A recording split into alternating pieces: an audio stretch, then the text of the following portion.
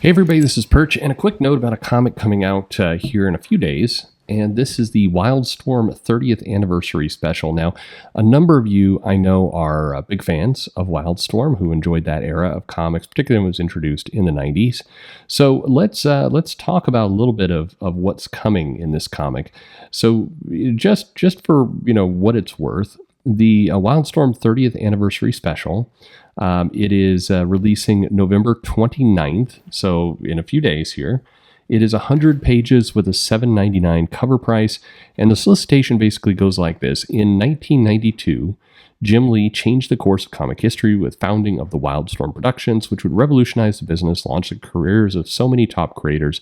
30 years later, the impact of the imprint, character, and creators is felt to this day. In honor of this legacy comes a 100-page giant that pays homage to the past and looks forward to the future. Part of this mammoth special will be reprinting for the first time in periodical form. Short stories from the acclaimed Wildstorm, A Celebration of 25 Years hardcover. Remember that. We're going to reference that in a second. Including stories by Jim Lee, J. Scott Campbell, Brett Booth, Dustin Eugen, and more. And also included will be new stories featuring Wildstorm characters in the DC core line, charting their future in the DC universe.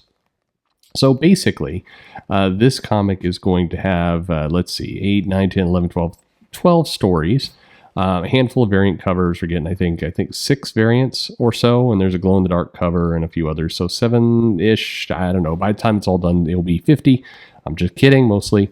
But the stories basically go like this. We have Deathblow, which is written by Brandon Choi and with art by Jim Lee. So Jim Lee will be doing the pencils and inks, Alex and Claire on colors, and that's kind of probably the bigger one. This is supposedly going to introduce a new Deathblow, and this is the Deathblow we're kind of seeing in the Wildstorm Wildcats comic that just launched from Matt Rosenberg. So this will be more of a programmable Deathblow of sorts, where basically they're basically able to imprint this personality, Michael Cray's personality of the original character, an African-American military vet, then a mercenary, shot down by DC Comics' King Snake's gang. And then we'll basically, in Wildcats, will be imprinted from soldier to soldier. So the personality and the character just becomes kind of the new, kind of a tech version of Deadman. So anyway, that's and we've already seen that in the new Wildcats comic.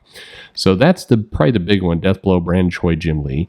Then we've got Generation Millennial, which is by J. Scott Campbell, who is writing and drawing. Scott Williams doing the art, and I suspect that's at least going to cover some level of Gen 13, which was, of course, a book that J. Scott Campbell was known for. And then we got a comic that came out on the 25th anniversary, which none of the solicitations from DC and anyone else are promoting, which is weird because it's Brian Hitch art and Paul Neary on inks. So Brian Hitch, penciler, Paul Neary on inks. That's a great combo. What could possibly be wrong? Well, the story is called Requiem, written by Warren Ellis, and that will be, I think, it is a reprint, but probably the most high-profile comic, certainly for the big two, featuring Warren Ellis, even though it is old. That we've seen since the whole controversy a few years ago. So is this this feels like I'll just be honest, it'd be very easy not to include this comic, not to include this short story for this anthology. Brian Hitch, Paul Neary, of course you want to see those two, but it would have been very easy for them to ignore it. So it feels like they're kind of trying to slip this in a little bit into the comic. First of all, look, I don't think there's anything wrong with including it there. I do think there's been this back and forth. We don't want Warren Ellis to work until all of the women he's ever wronged come to accept and agree, and he's realized what he's done, and maybe not even then. This whole drama that's been going on, there has to be an end point to it, and this feels like the end point. So however you feel about it, it feels like DC is going to throw this out there, see if anybody notices, and then slowly feed in more of work from Ellis. Ellis certainly would like to do more work, but we'll see. The other stories, we got The Only Constant, which is by Christos Gage and Dustin Eugen, which should be pretty good. Backlash by Brett Booth, writing and drawing, with Norm Rapmund on the inks, and that should be pretty awesome. Looking forward to friend of the channel, Brett Booth, on that. Can't wait to see it. Better Days by Dan Abnett and Neil Googe, who, again, we don't know what some of these characters are, but that's fine. And then we're getting into what I would call the modern DC writers. So we have The Grifter, which would be by Rat Rosenberg, who's written the title a few times and is, as I mentioned, writing that Wildcat series. Stefano Landini on art. City Boy and the King of Cities, which is introducing a new character, City Boy, along with John Hawksmoor. Greg Pak is doing that with Mimko Young on art. City Boy is going to appear in a couple other comics. I think he's in this Lazarus Planet, and so apparently this is something that we're apparently this is meant to kickstart a new character. Now, why you wanted to do it with Hawksmoor, I have no idea, but I guess we'll find out. And then we've got Building a Better Bomb by Ed Brisson and Mike Henderson.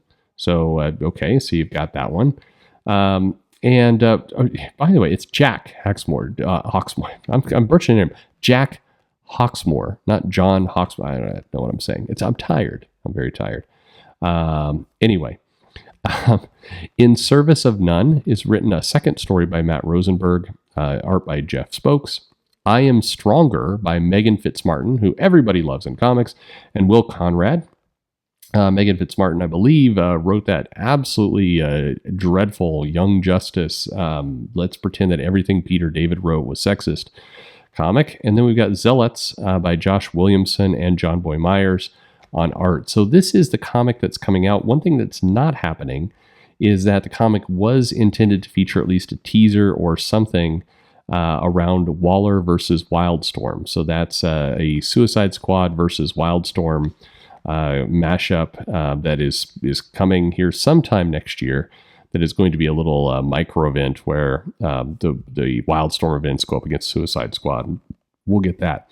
By the way, DC continues to promote the new Wildcats comic, the one that just launched, as an ongoing series. However, the first issue of the new Wildcats ongoing series said limited series on the front. So was it an editorial mistake? Is it limited? Is it not limited? Nobody seems to know, but there you go. So anyway, this is book, the Wildstorm 30th Anniversary Special, coming out. A mix of kind of classic Wildstorm artists, definitely some other ones in there. I don't want to see a story by Megan Fitzmartin again. I'll just be honest. I don't want Megan to stop writing, but I have no interest in reading more after that butchering of Peter David's world and just kind of taking delight in butchering it. And I kind of hate this timeline where in 2022, Matt Rosenberg is apparently the torchbearer of all things Wildstorm going forward, which is depressing. But anyway, are you buying this? I said $7.99, 100 pages. You've seen a bunch of art on the screen as we've been doing this. Let me know in the comments below. Like and subscribe, of course, and thanks for listening.